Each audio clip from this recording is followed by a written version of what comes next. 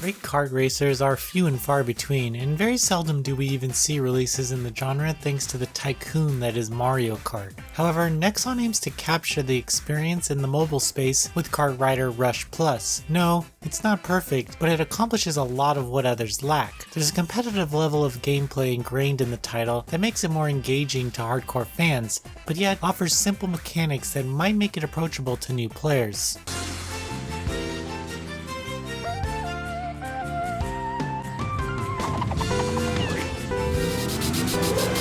KartRider Rush Plus excels in its driving mechanics that rival some console games out there. To make things mobile friendly, you don't have to control the actual speed. Instead, you control the steering and drifts into each turn. Drifting will fill up your NOS meter that provides you with a considerable speed boost. I know this sounds simple in concept, but the courses offer enough obstacles that make it rather engaging. Other gameplay features like tapping your screen repeatedly or pulling off a successful drift can give you a mini boost to get ahead in the race. Drifting in the game comes with a little bit of practice and feels exceptionally satisfying when you successfully pull off a turn. However, this becomes easier to get the hang of after understanding the angles of the corners across the various courses available. There are plenty of opportunities to practice your drifting skills during the numerous game modes KartRider Rush Plus has to offer. The modes that provide the most competitive experience are the speed race and ranked modes. These races pit you against 7 other racers who try to finish the race first. One gripe that I have with this mode is that it's tough to tell who's a bot or a real player. One match will have all 8 of us being tryhards to be first, where it's almost neck and neck between everyone, while other races will have me easily breeze past my opponents. Still, the lobbies make it clear that there are at least a few human opponents in each match. There are also additional modes like arcade, 4v4 teams, time trial, license tests to unlock more tracks, and a story mode. However,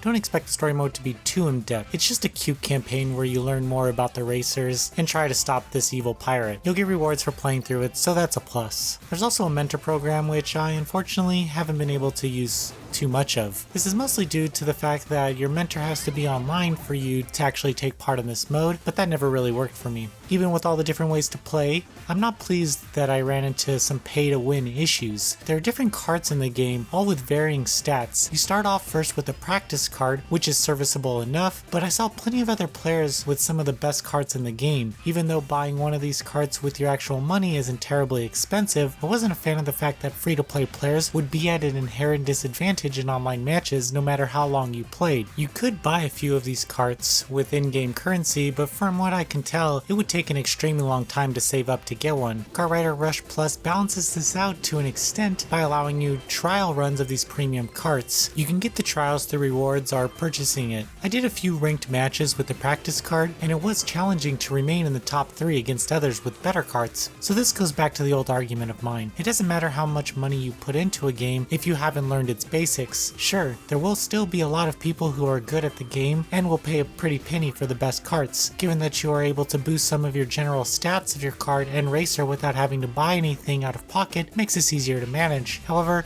the problem is they take a long time to accumulate.